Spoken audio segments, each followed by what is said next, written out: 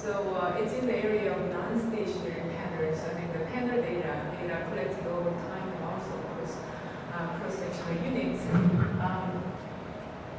I started this research at the end of 1990s, and I will present the methodologies that I developed in the chronological order. So the first two lectures that I'm giving here is going to be on the panel unit routine configuration. Those are really the very first research papers that I did in this area. And then tomorrow I will talk about my more recent research on the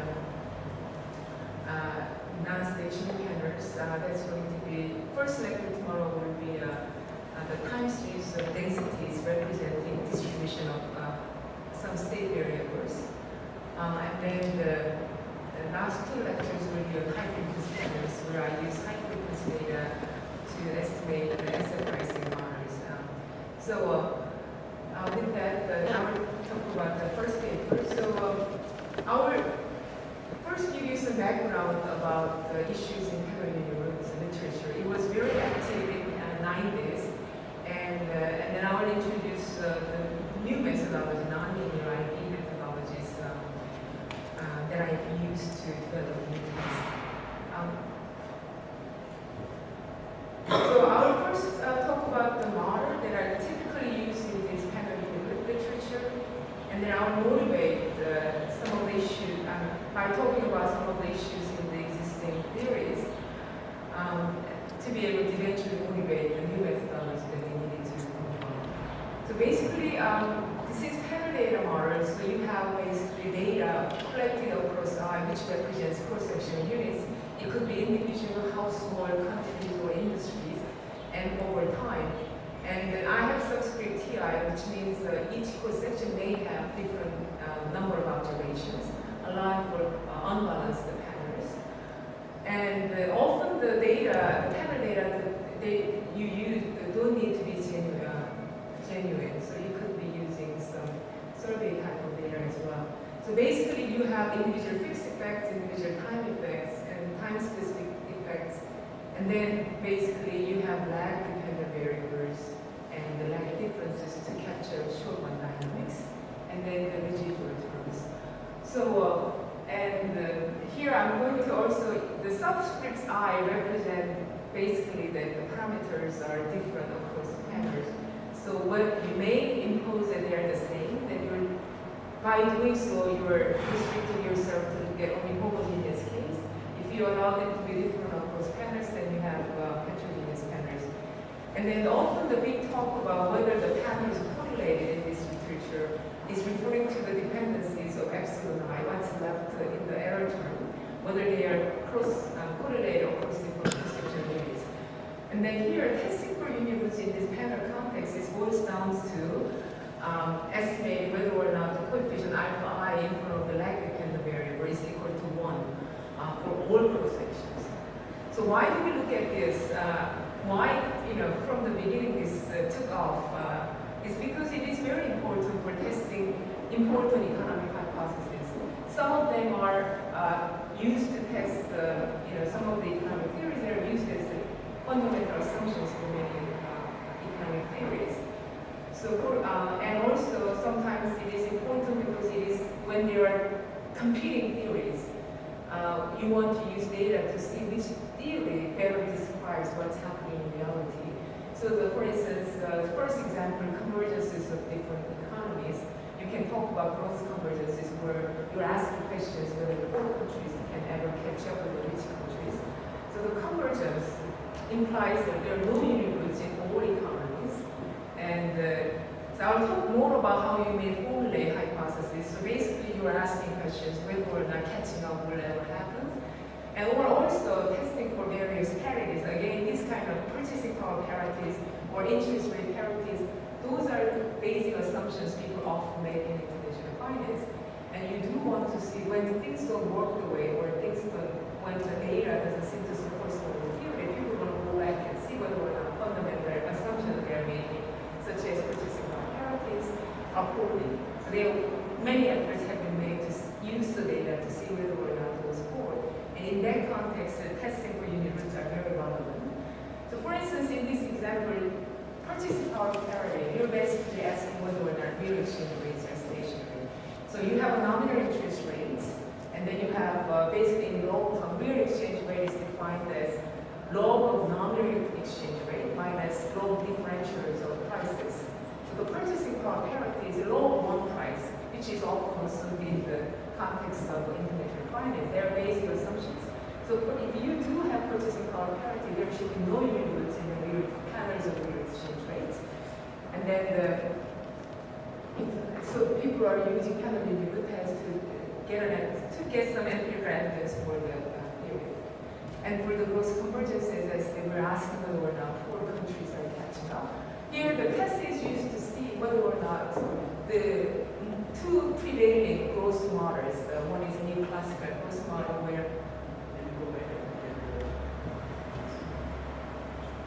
more?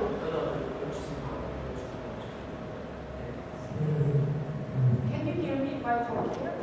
No, it's okay. So I just want to understand ERA is the normal exchange rate from country A, and we start, for example, as a area, it's country A, price, and purchasing power as normal.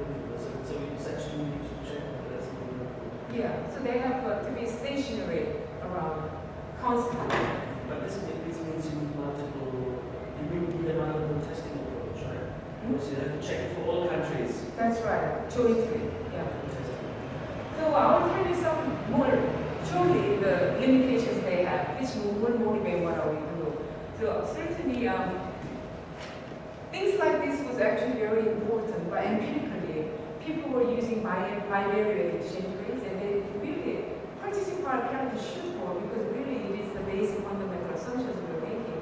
But empirically, people couldn't show, and they thought that it is because it is lack of power of the test that they were using.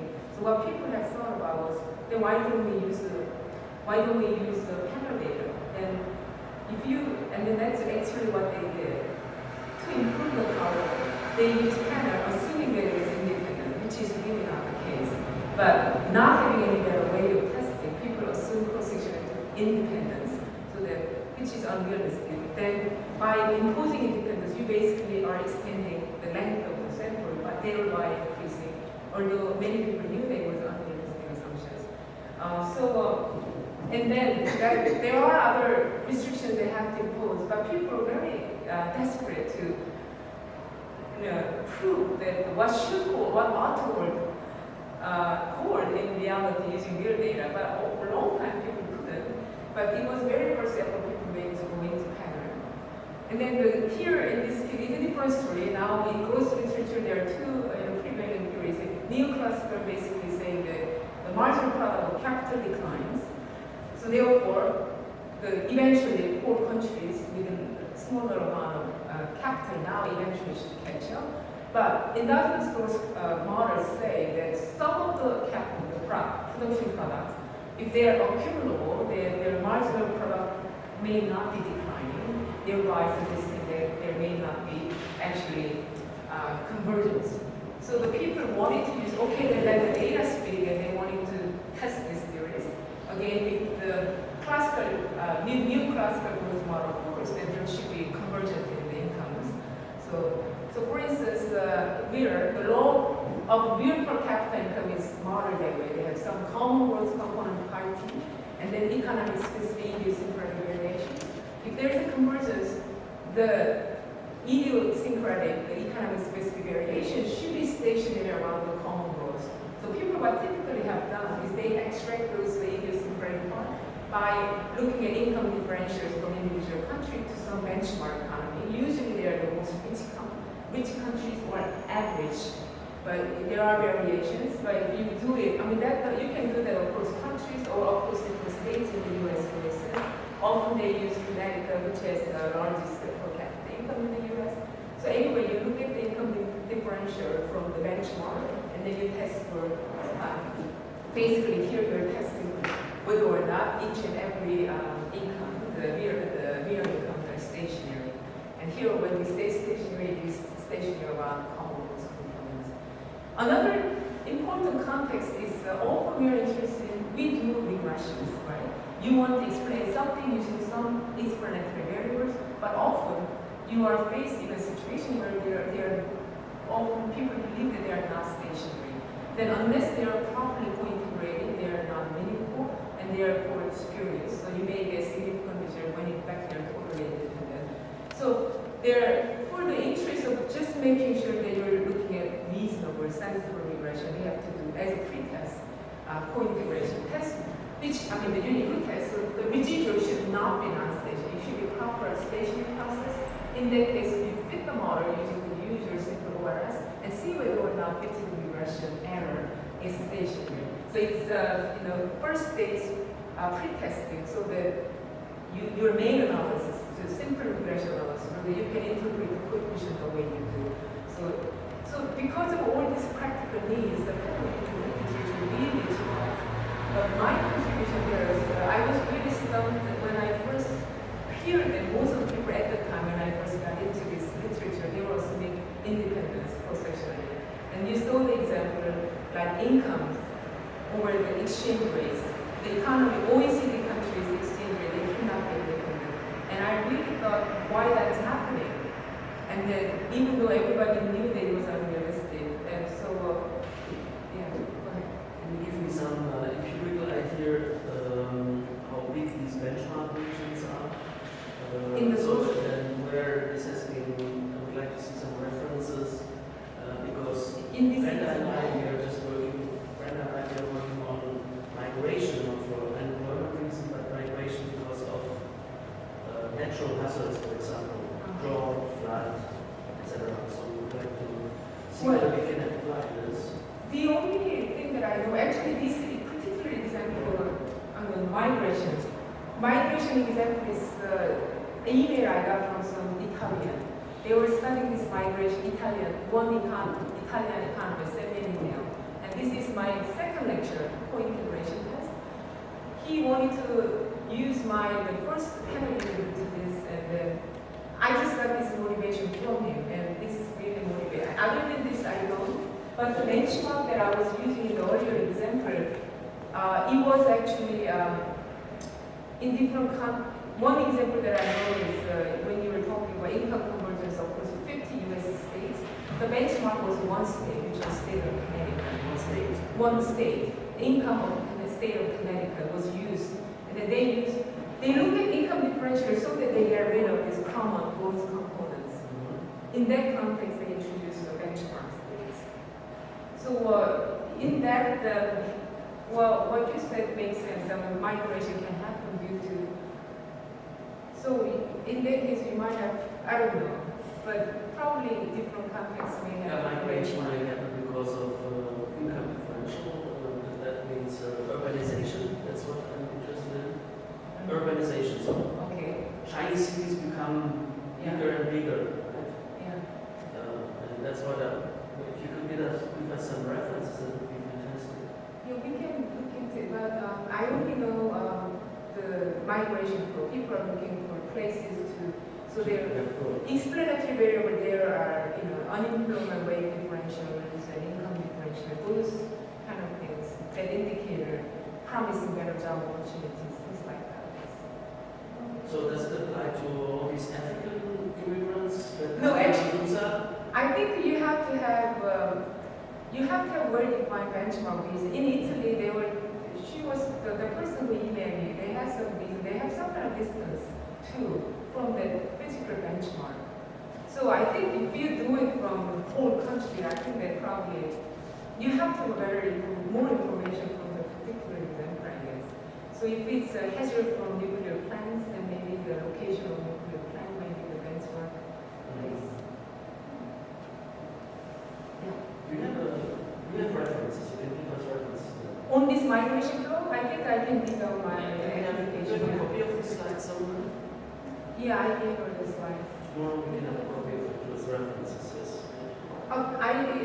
These paper reference, I have to get it, but I am actually using the email that I got. I don't know where it was eventually published, but I'm trying to get it. Did you have a question? Yeah, this concept of convergence the same as co-inversion. Here, this is not, in this not a convergence test. We are just testing validity of that regression, whether it's well specified. If the fitted residual is non-stationary, then it is actually not well specified, and it is the spurious regression. And it is well known in that case, you will get significant results when in fact they are totally unrelated or even. So correlation works on does correlation works on residuals? Yeah. I mean, co-integration tests can be used, but usually testing for co-integration is given mostly in this way. You have a regression that you want to analyze, and you want to see whether it is well specified regression. Okay?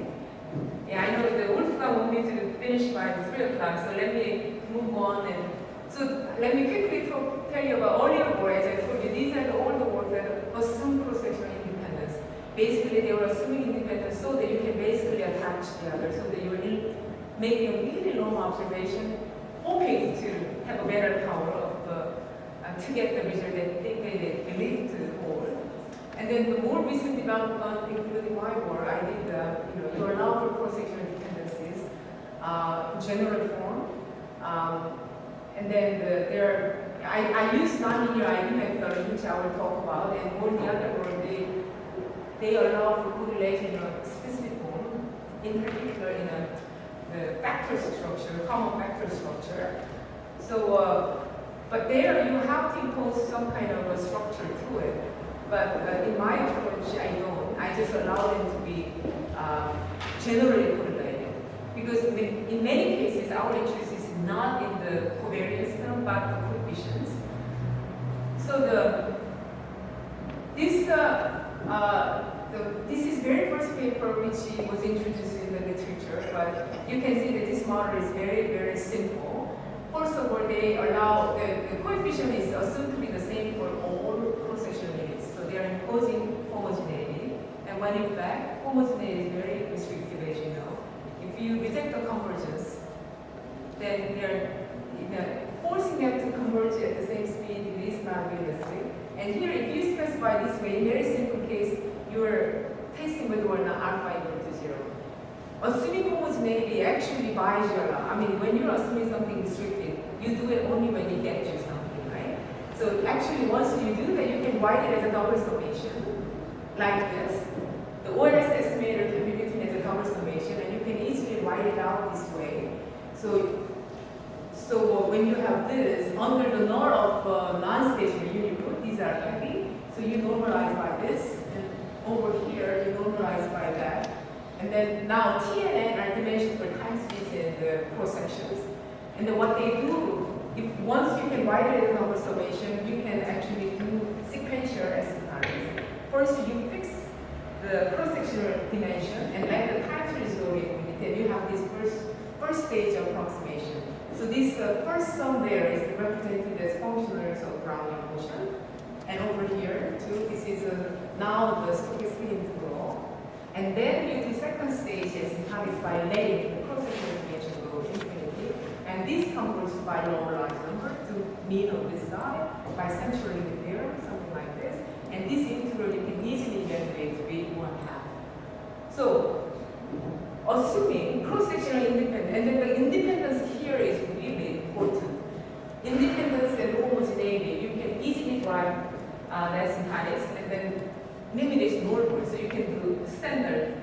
But of course, that's homogeneity was a big time criticized. And the later paper allowed for heterogeneity. You can see the alpha I is different. Different countries ought to converge at different speed, for instance. So they are testing, allowing for heterogeneity. Now you cannot represent things as a nice, simple double summation. So what people have done is you look at individual cross-sections and then look at individual tests for testing unit within each individual unit, and then take the average. Okay. Things are not as simple as before anymore, so people have to find a way to deal with it. So what they do is they look at the individual tests, take an average, and then do mean and variance modification. They have to do this adjustment. And then the way they did is not perfect. And they find this mean and the variance,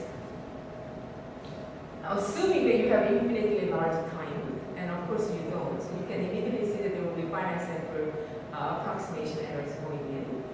And then they do second stage. Once you have mean and variance, you're kind of normalizing this. Then you do second stage essentially with your type of, and then you eventually get normalized size. But you can immediately see that there are problems coming in. First, once you're approximating the mean and variance non-unification factors, and then when you do, so there will be approximation errors because you will never have infinitely large t and finite sample, and also simulating mean and variance using IID numbers is always you increase the error. And then for the second stage asymptotics, you need large n. So you have large number of cross-section units. So whatever error you have, you will be accumulating. And you can see it's not difficult to imagine that there will be a problem. So I just let out. And then as I show you, the asymptotics was sequential. I mean, they tried to come up with some joint asymptotics too, but it's not very complete. I mean, there are efforts has been made. Still, we don't have systematic big picture of that. And the heterogeneous panel always causes problems because no longer you can write simple double summation. And the cross-sectional dependency. Independence was really easy because you can do essentially with your whole large numbers easy. But the second stage n asymptotics is questionable and often don't work. So what we do is I am introducing new. This is where I introduce nonlinear methodologies to deal with all those problems. With this, I don't have to deal with the two-stage. I only have to do t asymptotics. I don't have to do n asymptotics. And then also nonlinear IB will give me the orthogonality, asymptotic independence, even when I have general dependencies. I'll show you why. And the heterogeneity is not a problem. So all three problems with nonlinear IB you can do. But so what I'm going to do is I'm going to introduce you this nonlinear IB approach in univariate setting first, so that things are easier to follow, and then I will extend it to panel case. So right now I'm doing it in a univariate case. So simple model, you have a 1 times this, and I'm interested in checking whether or not it has a unit root. And I guess I'm assuming that you know what unit root means. Unit root means you have extreme form of dependencies, persistencies. So when you have a time series, if you see time series going back and forth, returning back to the mean very quickly, you have stationary. A non-stationary T, like you can imagine the sample path of stock price index. It has the stochastic trend. It takes a long time to get back to the stochastic trend, and it is very persistent. Okay? So we're checking whether or not it has that kind of persistence unit root. So if you have a unit root, then it comes back so late or too not frequent enough that we don't have convergence for in the language that we're using the example. But when you have stationarity, they come back rather, they revert back to mean quickly. So the convergence happens and so on. So here, we're testing for unit roots. The IB estimator is an instrumental variables estimation. So instrumental variable estimation is defined in the usual way. But usually, typically, you do instrumental variables estimation when you have bad regressor, right? Bad regressor in the sense that regressor is correlated with regression error. Then we know that least squares estimator doesn't work, right? It becomes inconsistent. So we introduce IBS, instrumental variables estimation. But here the motivation is different. We do have orthogonality between regressor and the regression error. That's not the motivation. But as I said, I'm introducing IB so that we can later on in panel context, we have normality even under the cross-sectional dependencies. And then later in panel context, we want to draw asymptotic independence, even when we have some dependencies. So the motivation is different, but in terms of definition of the estimator, it is really the same. So this is the instrumental variables, which is nothing but some function of the variable that you want to instrument for. right? And the dependent variable, instruments, and the variable network. It's simply the definition of instrument variable, very similar. So it's different.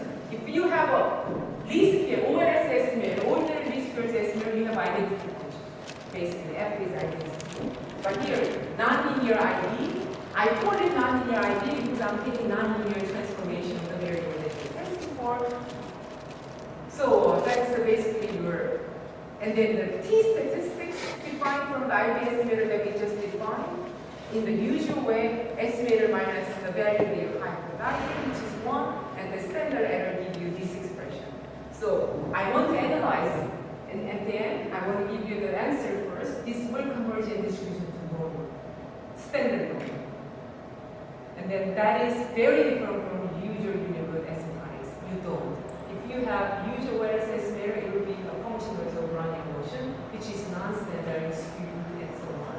But here, I will tell you, it's going to converge to normal distribution. But to be able to analyze, you have to analyze asymptotics for this.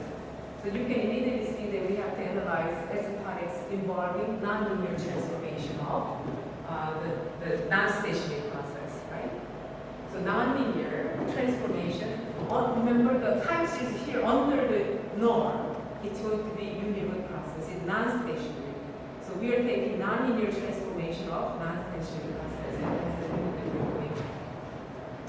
So let me first quickly go through the basic asymptotics because this is so different from the usual one. And this is based on all these papers, Parker produced ET and econometrical paper and my paper with them. And they are basically fundamentals of basic asymptotics work because until that point we didn't have theory for nonlinear transformation of non-stationary processes. We knew a lot about nonlinear transformation of stationary process, but no. But here this is really the basic. So the basic asymptotics for nonlinear transformation of non-stationary process, and then their econometrical paper is a nonlinear regression. Nonlinear regression with the non-stationary variables. And then here, I generalize their model so that you include not only nonlinear, but also stationary and deterministically trending and different types of regression functions, nonlinear functions. And then this paper I wrote is where you have a nonlinear function, and in the argument you have index point. You have multiple non-stationary regressors, but as long as they come in index form, you can analyze within the framework. So based on this, basically what we do is, as before, you need functional CL, essentially with theorem, invariance principle, where the partial sum converges to Brownian motion. And then what we need, we also need what's called local time, Brownian local time, which is defined from the Brownian motion. This is nothing but the time the Brownian motion spent in the spatial point S. So the local time is a two-parameter stochastic process, one over time, one over spatial parameter. So it says local time is nothing but the time the Brownian motion spent in the immediate neighborhood of spatial parameter S from beginning of the time until time t. And it is given as a rate because it is divided by 2e. Given as a rate, this is the time the Brownian motion spent in the immediate neighborhood of S.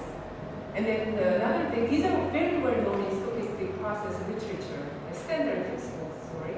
And then the occupation times formula really translates integral of function of Brownian motion to the integral of regular function, just from your, this is just regular argument, not the Brownian motion, but you need to weight each ordinate spatial point by its density.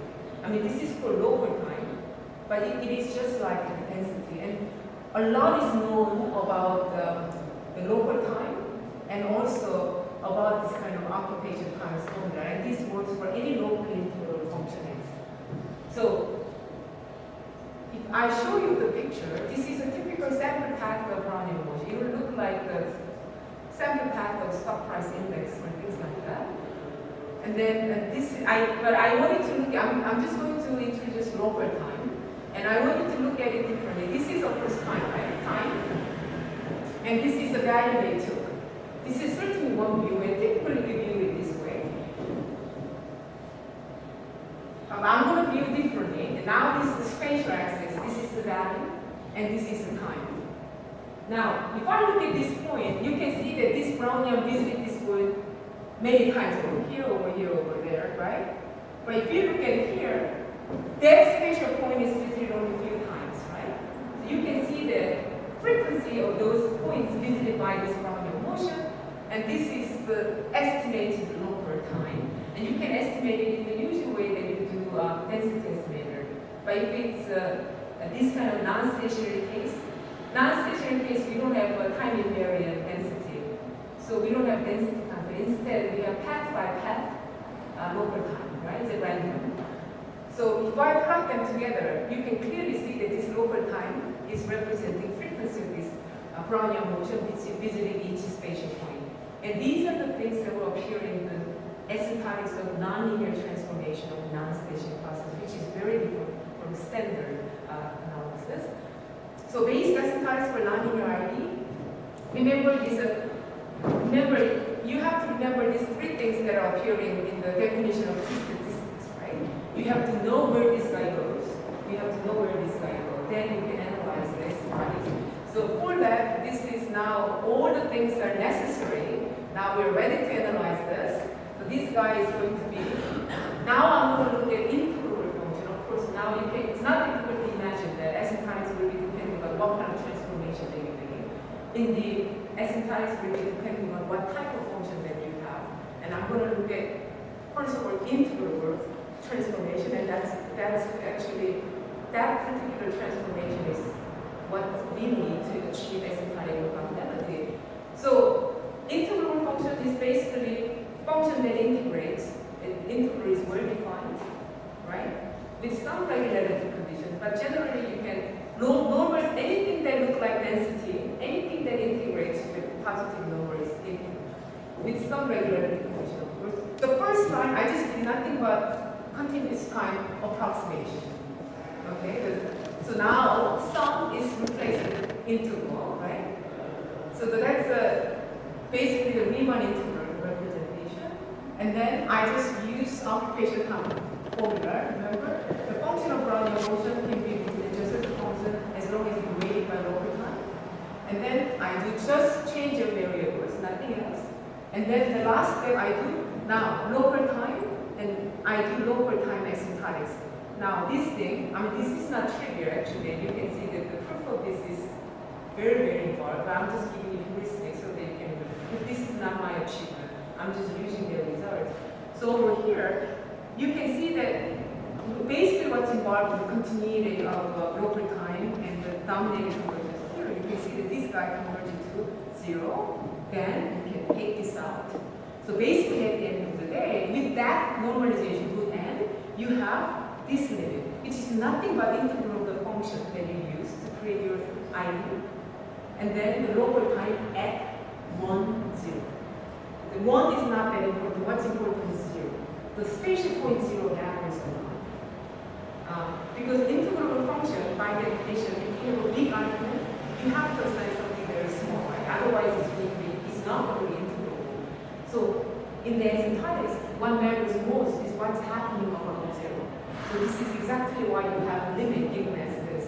So if you transform the non-stationary unit process by an integral function, and if you normalize by root n, this is what you will be getting in the limit. Nothing but the integral of the functions times local time n, the origin. So that's important. And another thing, why do you get this? And then that expression is on top of your t ratio. And basically what we show is that this is basically mixed one. That one, if you do the first line, if you, like tomorrow, if you can get the remote control with the pointer, that will be very helpful. The very first line, I didn't do anything other than continuous time approximation, just like I did before. But that is, if you look at it carefully, that's nothing but continuous martingale. And here, I'm going to use the well-known Amvis-Duguid-Schwarz theorem, the DDS theorem, which says that any continuous martingale can be represented as a Brownian motion as long as you are willing to read it, not by chronological time, but by the quadratic variation time. U of R represents what? U of R. U of R. That's U I? U of I. Yeah, what's this function? That's the Brownian motion. Brownian motion. Yeah, that's the. Remember when I was stepping? Remember U was the innovation that generates Y process? U. And if you take the partial sum, we're invariance principle for functional sense, FC, functional central limit theorem or then limit Brownian motion is U. So that's nothing but actually normal. Partial sum of U is nothing but Y, right? So that goes to U, Brownian motion. And then we talked about the local time of that Brownian motion here, right? And then so on. So here, that Brownian motion, that's a stochastic integral with respect to that Brownian motion, because that normalization will take us there. So once you have a continuous martingale, then DDS theorem said essentially it is Brownian motion as long as you read it by its quadratic variation time. And then that's what I have in the second line. This is but it has a mixing variate. It's random. But I know that as long as I know that the limit Brownian, the DDS Brownian motion W and the mixing variate in the parentheses, if they are independent, we know that it's normal. So that's what I'm trying to establish. So this is the quadratic variation of that process M, which is given as this. And then what I'm looking at is, I'm looking at quadratic covariation between the M, which is basically, essentially, that W there is the DDS Brownian motion of this guy, and then U, the local time there is the local time of this Brownian motion. If I can show that their quadratic covariation vanishes in probability, then they're all independent, and that's exactly what is shown in the paper. So that's how we get the mixed normality. Okay. So we have to make some assumptions, which is a little bit stronger than you would make in the usual linear unit root regression. Typically, the last part we needed for the asymptotics of local time. So now we are ready to analyze. These are the three items that appear in the nonlinear IB estimators. And as we saw, the first one that is on top of our nonlinear IB T ratio, it converges to mixed normal. And then this one will appear in the denominator. You will see a little later and defined as this. And this, the convergence rate is slower. You see that this is 1/4, and then here is root n. And obviously, if you have an integral function times the same variable, it is integrable.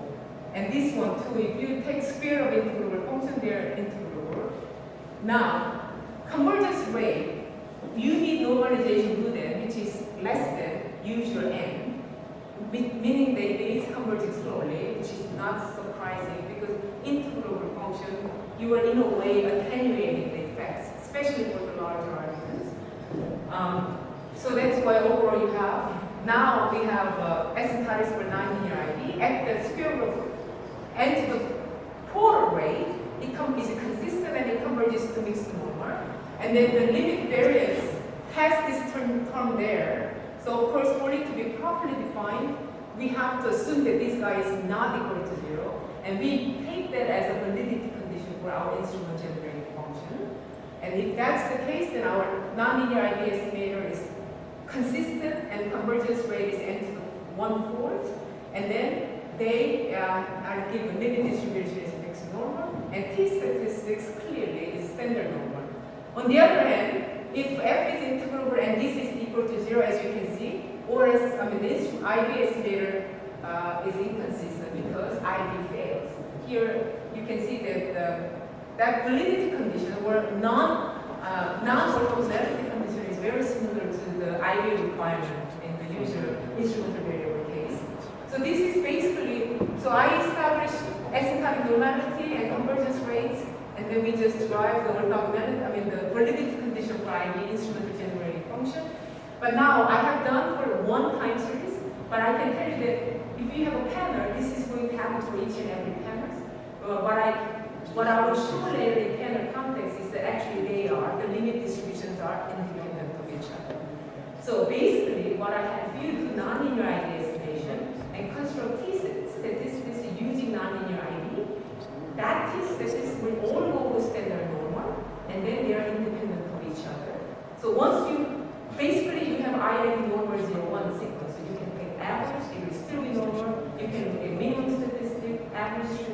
maximum statistic, whatever you have, then the limit theory is very easy to drive.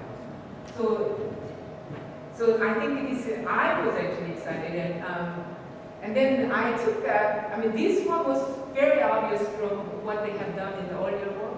What I did was I took it to I thought that orthogonality is very useful in analyzing in non-stage independent patterns. So I wrote 2 papers, 2 came out in 2002 in Journal of Econometrics, and later with my students later, which is an extension of this.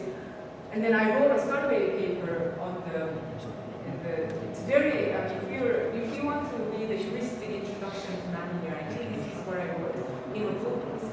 So I'm going to first talk about nonlinear eigenpattern within the context of the simple setup, my 2002 paper, and then I'm going to generalize, and then I'll discuss what remaining issues there, and then I'll introduce this paper, which actually covers the remaining problems. So let me first look at the prototypical dependent pattern, where you have the AR model for each cross-section, and the innovation U is serially dependent, like specified like this, the AR structure. And then the innovation there, epsilon, we are allowing to be generally correlated without any restriction. This is just has to be positive determinations. So I am employing cross-sectional dependencies by letting the innovation here dependent on each other, whichever you like, and then you have dynamics, and you are allowing heterogeneity here. You don't have to require that. And then the N, we are not going to do 2-stage or sequential asymptotics. We don't need, because we just need first N, the T asymptotics, and that's it, because we already have normal and independence, so you don't need any further second stage asymptotics. So we don't have to worry about the asymptotics problem. And then, of course, you can have different number of time series observations. And as long as the smallest one is also large enough. And then these are the assumptions that are very similar. And the pattern, so for each cross-section, you have this, because I have now serial dependence, you have to include lag-dependent variables. And then I'm going to now do nonlinear ID. And then the integrable function, as long as it is valid, satisfying these non-orthogonality conditions, then I'm going to use integrable transformation f of this one, the variable that I want to instrument. That's going to be an instrument for lag-dependent variable with the AR coefficient. And then for the other ones, you can use the variable themselves because they don't create any problems. Okay? So these are, for the lag-dependent variable, you just use themselves. And only the lag-dependent variable is a problem. And now I have T statistics for every cross-section, 1 through N. Everything stays the same, but now, because I have shown dynamics, we have a big second term here, right? But I will show you later, in our asymptotics, these first terms are the leading terms, so you only have to worry about it. We can show that, although this is very complicated and big, they are dominated by the first term, so we only have to focus on. But if you see, they're very similar to what we have seen earlier, right? We just have to show that the second terms vanish, and then that we can show by using this asymptotics. So we can show that actually, the first two we already saw before, that the covariance asymptotics, F times epsilon, the one that comes on top of T ratio, converges into the correlate to the mixed normal. And then the guy here, that appears also in the definition, in the denominator of T ratio, converges to that. You have alpha defined this because you have a Schroeder dynamics, you have this coefficient adjusted. And then here's the interesting orthogonality between integrable transformation of non-staging process and the staging process. They don't interact. This n to the t to the 3 correlate, they vanish in probability. That's why we can actually kill the gigantic second terms here, and we can only focus on the first terms. So that is here very interesting orthogonality. So if I explain to you the two most important characteristics, asymptotic mixed normality, that's coming from the what's happening on the top. We already discussed, right? They convert it to normal, mixed normal, proper. And then here, moreover, they are, these two guys, this is the denominator of the T statistics for the I cross-section, same thing for the J's cross-section. And remember, we allow epsilons to be cross-sectionally dependent. That means y's are also dependent. But even when they are dependent, they are still asymptotically orthogonal. That's totally because we use integral transformation of this. And the reason, and then if I look at more closely, if you look at this, because f is integral function. If you have a large argument, f of something, if you have a large argument, the function must assign something very small, right? Otherwise, it's not going to integrate. So here, the number of time only when this guy takes small number, small value, this is going to be non-trivial, right? And indeed, the number of times this guy takes small, not large, so that it matters, is at square root 2 rate. I mean, square root of t sample size.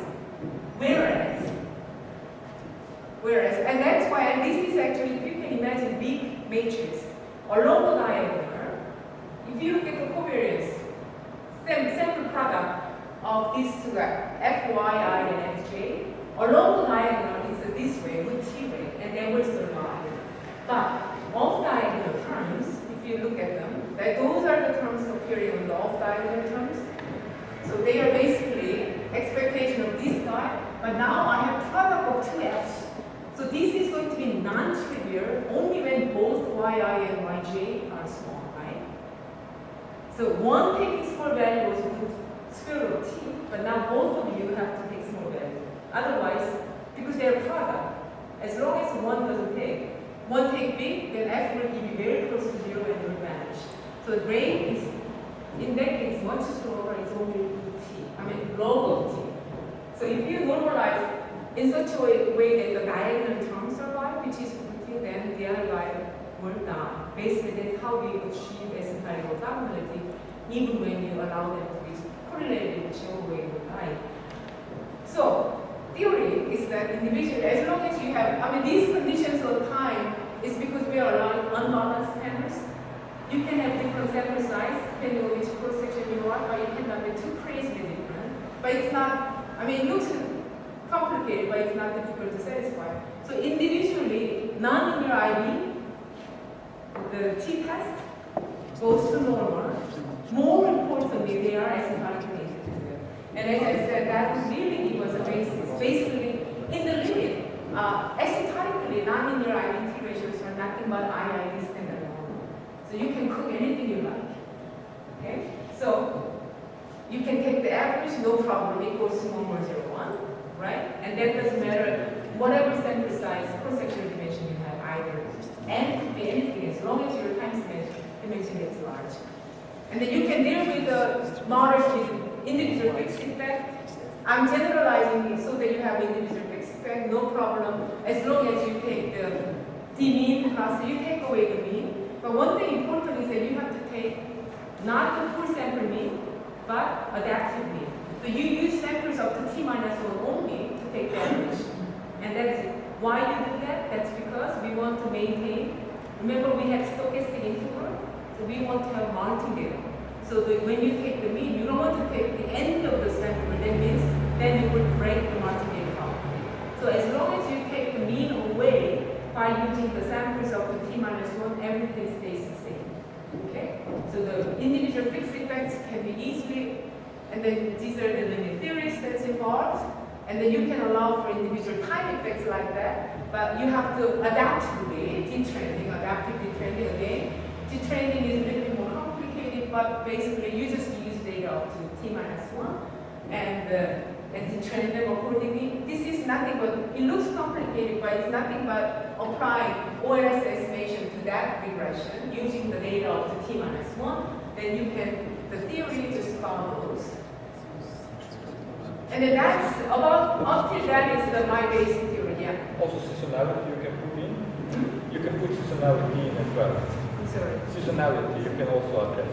I didn't do, but I'm sure you can do. But seasonality will, well, I think you can do it, but I didn't try.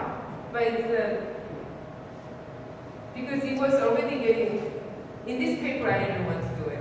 But seasonality is something that you can try too. So 3 remaining issues on top of my 2 2002 Journal of Economics paper is that dependency is not just that. There are more general form dependencies. And then also, this is also in your test. And you can, why are you using only your past? Why not using the information from more relevant other covariates? That's the natural question, and it was addressed by Professor Hansen earlier. And then also, formulating hypothesis was also a question. I will go one by one what I mean by here. So cross-sectional dependencies was important because it created new systematic dependencies. I mean, the reason people wanted to assume independence even when it was obvious that they were correlated was because once the moment you allow dependencies, the theory of the limit theory, right? You can always specify, you can find the limit distribution, limit expression, but they depend on useless parameters. That makes it useless in terms of the two hypothesis testing. So, so it is always very important, and I just introduced you one way you can get rid of by having normal. But cross-sectional dependency was coming in my work was on cross-correlation in the innovations or the excellence, right? But correlation can be coming from the interaction between Shortland dynamics, right? My Shortland dynamics, what I am today may become not just coming from my Shortland dynamics of mine, but also my neighboring countries or companies, right? So the dynamics can be very complicated, and you may get dependencies. And also, different time series, they may be co-integrated, right? They may have common stochastic trend, and that's even more serious problem. It's a linear dependency. It's much more serious. And obviously, the nonlinear idea alone will not be able to deal with the common stochastic trend, which is really severe linear dependencies. And also, cross-correlation in innovation, I use mine to allow completely unknown form, but also you can allow, as I said, the factor structures, like this many people, there are many people trying to introduce, I think this is mainstream. People wanting to introduce dependencies, but they always said that, okay, my average is two components, one common plus E using break that is independent of each other. So dependencies there because everybody has some common component. And then what they do is because they impose certain form of factor structure, okay, you don't know, but you always estimate how many of them, and then you de-factor them. So once you de-factor them, what's left is cross-sectionally independent. But of course, what's left could be cross-sectionally independent, right? So, the common factor alone cannot capture everything. And then also, there's always a danger of not correctly estimating how many common factors are.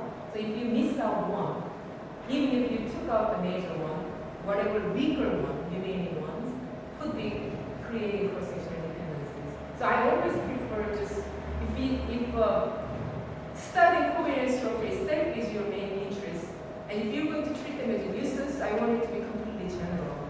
And also, if you look at those macrofinance type structure, they like to model as common factors, but some are dominating and obvious, like term structure of interest, level, slope, and one other. Those are main, but there are always things that there are macrofinance factors that are influencing term structure that are small, but they're very important in explaining distribution, things like that. So I think the cross-correlation cannot be entirely captured by common factors, and idiosyncratic part also, what's remaining should be allowed to be correlated for two reasons. One, because we can never assure that we can 100% precisely estimate how many common factors are, so that we can cover, even in the case we miss out some.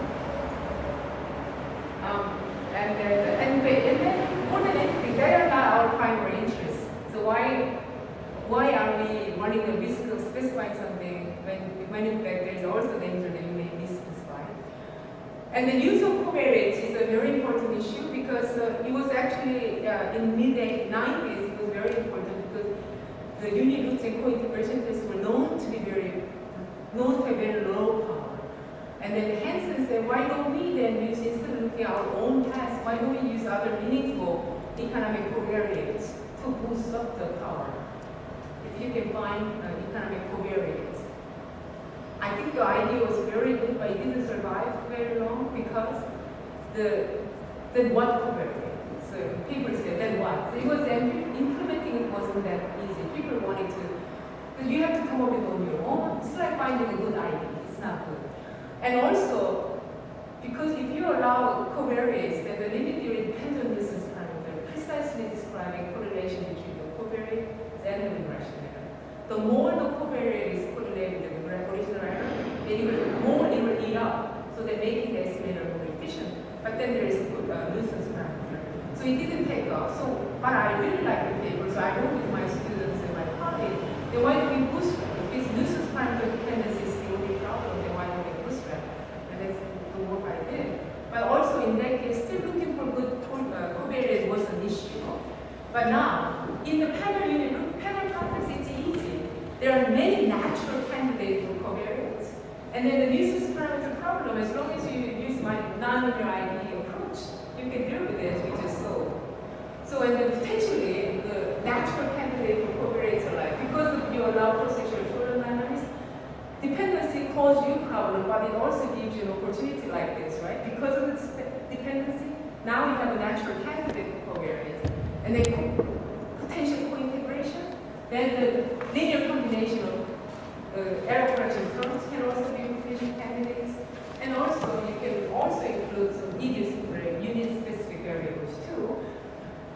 So, and also another thing, and those are not really general context standards. And then the new paper that I did with my student that came out in Review of Economic Studies deals with this, and also the last week, the formulation of hypotheses.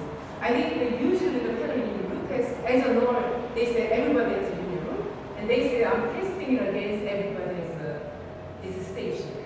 And that's not properly formulated nor an alternative, because alternative is not the negation of the norm. What they are in fact doing is the testing whether or not everybody has a unit root against some are stationary, right?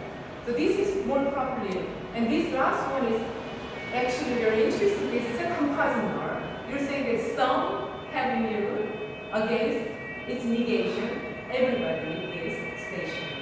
So actually, if you reject this composite norm, then everybody is stationary. This is what probably people want, right? If you want convergence, you want everybody income stationary, right? And if you want PPP, you want real exchange rate stationary for everybody. If that's what they want, but people have been testing hypothesis like one, and they're taking as an evidence the rejection of the norm, they were taking it as evidence for everybody's stationary, which is not. So that always bothered me. I think that to be able to really say that everybody is stationary, you should be able to test this one. And obviously this is harder to do. And I'm saying that because now in nonlinear framework, we basically have individual t-statistics, I like it over 0, 1.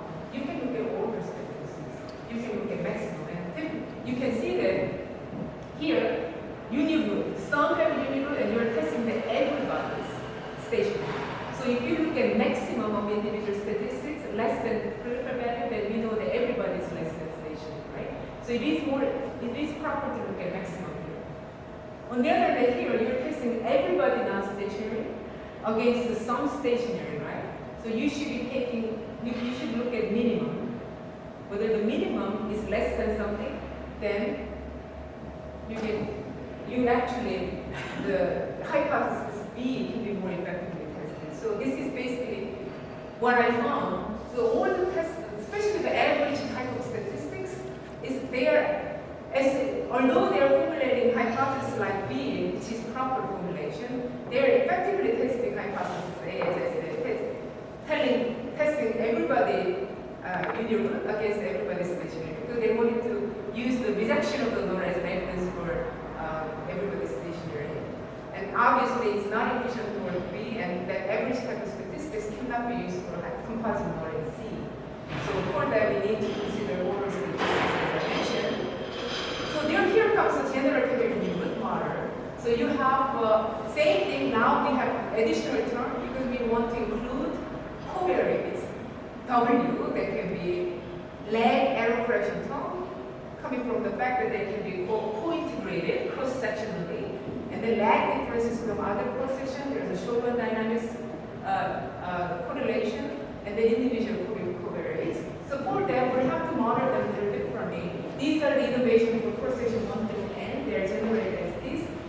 this lag polynomial, this leading term, the normal impact matrix is now assumed to be, they have to satisfy some ability conditions, and in particular, we allow them to have a reduced state.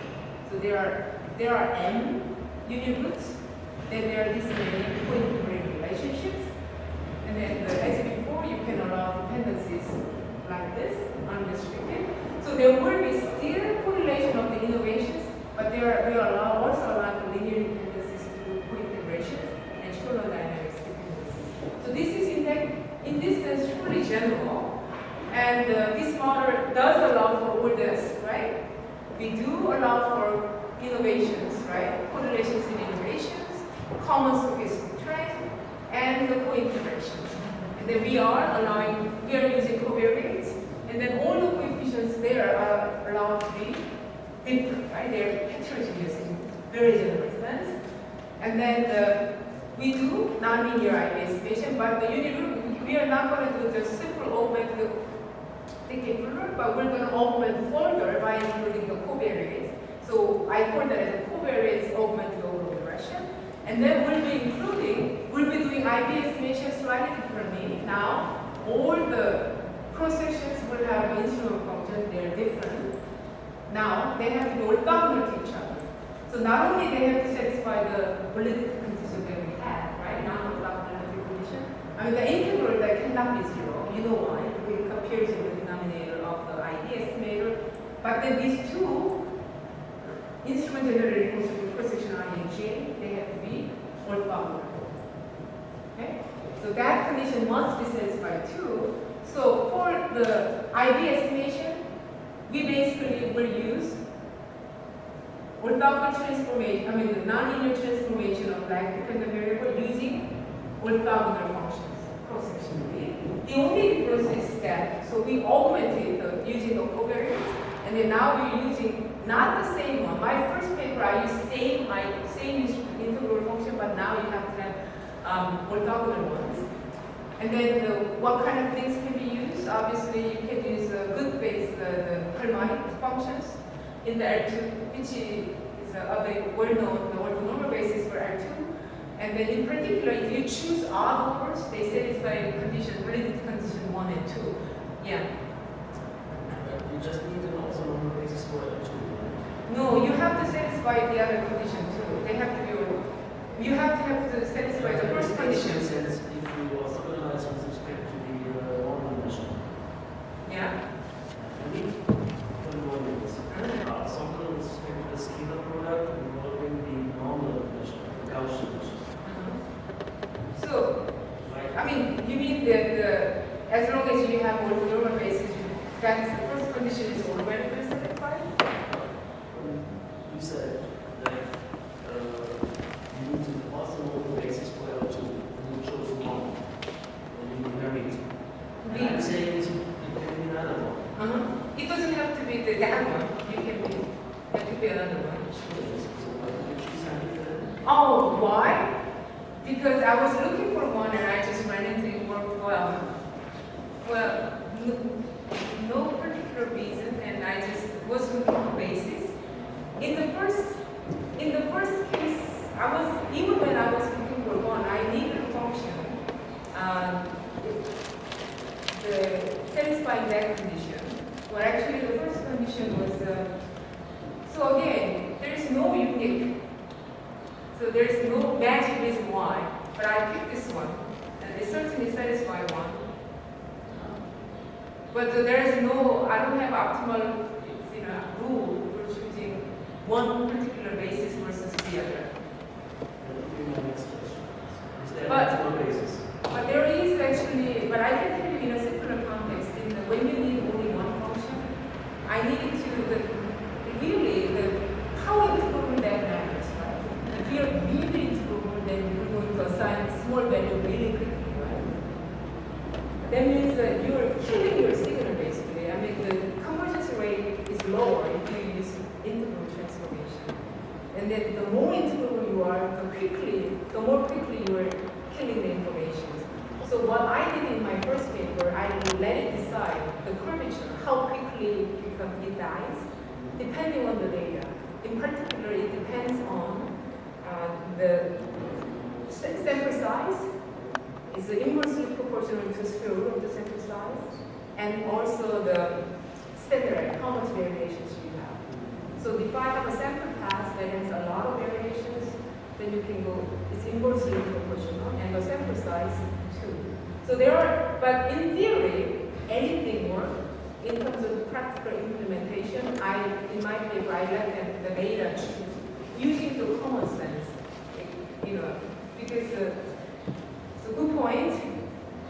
So this one is used, and this looks like this is 1.57 per mile functions, and the instrument generated function that I used, the only one function that I used in my first paper, is looking very much like the first order per mile.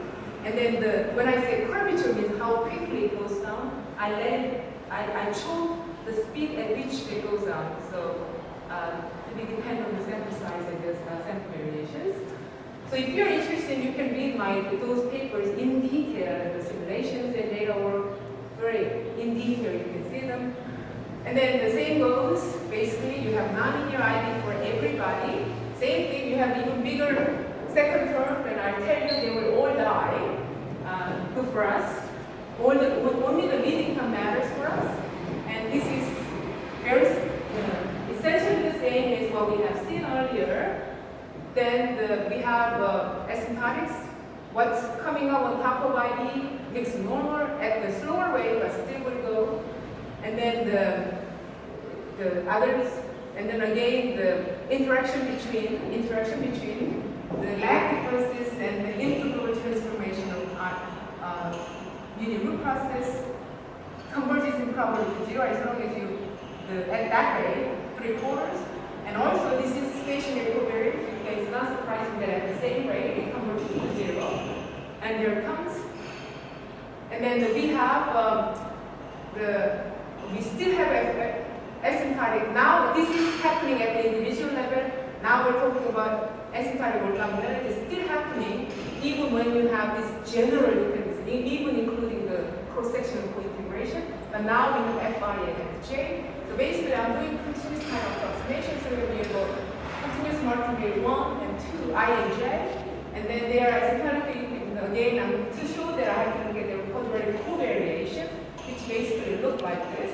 So you have integral of f of one Brownian motion times t, fj of another Brownian motion. If yi and yj are co-integrated, Brownian motion bi and bj will be linear, scalar multiple of ti, right? Basically, essentially you have one Brownian motion.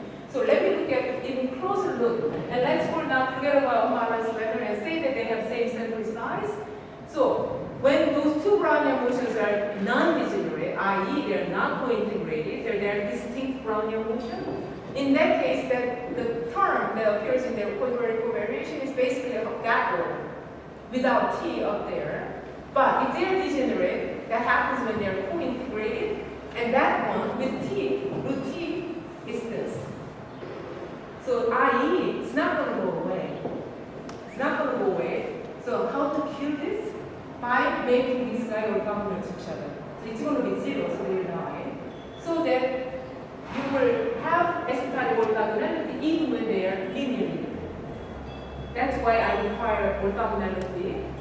So now, yet again, I will have all my nonlinear IBT statistics will have normal zero limit theories, and they will be independent of each other, even in the presence of cross-sectional co-integrations.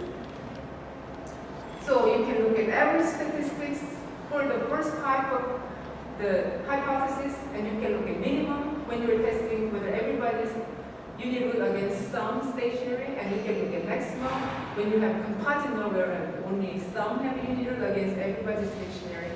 And then there are asymptotic theories, the average statistics, standard normal as before, mean and the maximum of this, they are nothing but mean and the maximum of IID over 0, 1. So we know how to compute the distribution, right, from statistics classes. And then we did the simulations. I mean, it's in the paper, in the 2009 RES paper, where I look at the DGP1, where correlation is only among the epsilon i's, the innovation, that's the mild correlation. And then the second one, you have a dependence coming from a common factor. They are more stronger. but still not as strong as this digitally three, where you have cross-section co-integration. So we allow them three different things, and then because we have these dependencies, short-run dynamics and co-integration, we have many potential for covariates. For the simplicity, and we just look at the one covariates, and then we try to pick the one that, when I choose covariates, it is nice to pick the one. And of course, it's our choice to pick how many lag differences you want and how many covariates you want. And then we have, how many lag dependencies, lag differences you want to include. You can use AIC or DIC kind of selection rule. But for covariates, you can have a selection rule which look at how much correlation this covariate has with the regression error. The idea is to include the one which has the largest correlation with the original regression error, so that this guy, when included, purge away as much variation in the error term. So, and then our innovations are included as this, and you can look at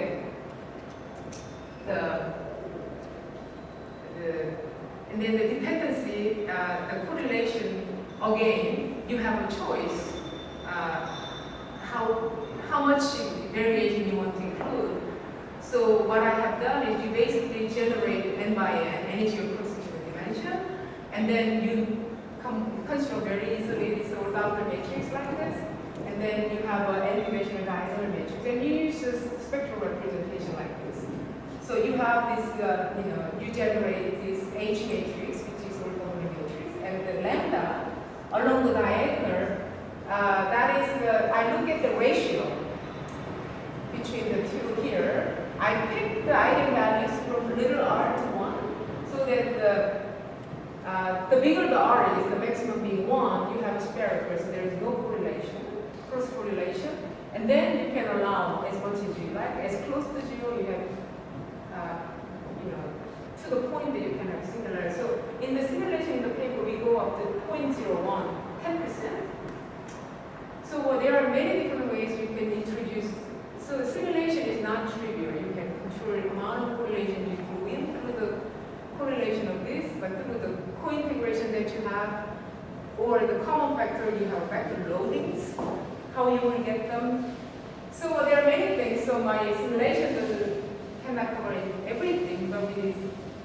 How realistic is the assumption that the epsilons are normal? Do you have evidence from simulation? But do you have evidence from data where you do residual analysis and Q-plot or P-plot to justify this particular simulation setup?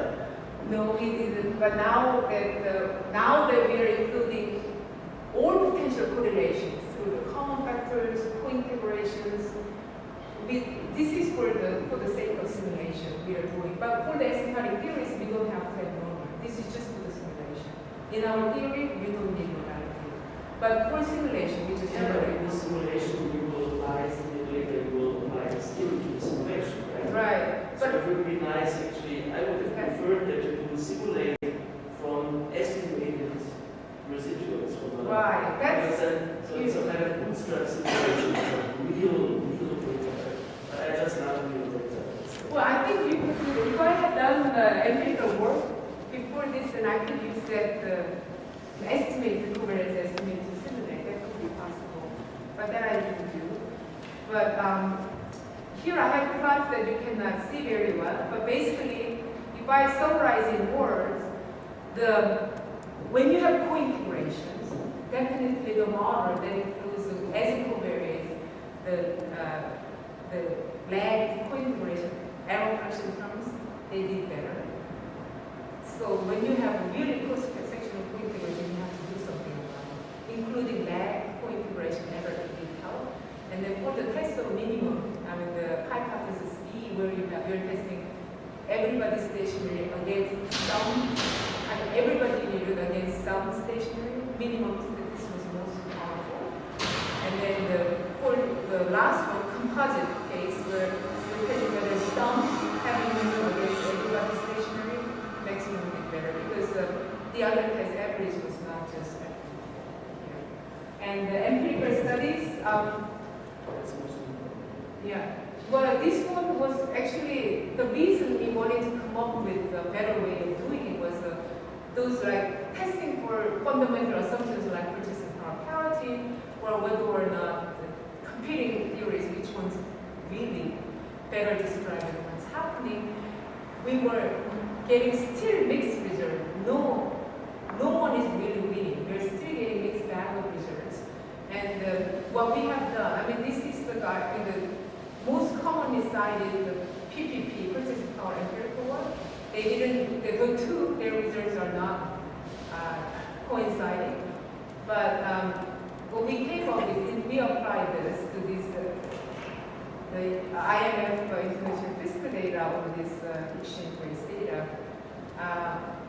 We could present the law of basically the universe. So we are not really, well, I didn't want to say too much because this is just one. I think the contribution was more in the theory, and because there are so many results that are not really, they are really conflicting still now. So, and this is really what motivated the whole panel in good literature, this is the parity and the convergences. So I just thought that I just tell you what really motivated all the researchers in this area in the end. So this will conclude the first part, and when I come back after the break, I will talk about panel configurations. And then I think along the way I told you that individual statistics, when you allow for heterogeneity, you have to normalize them, like mean and variance modification method I told you about. They are very efficiently done. If you're not, the errors that you're making when you're doing the adjustment in each cross-section method, it accumulates when you do second stage exercise, and that distortion is pretty substantial. So last part of my lecture, I will introduce a new way of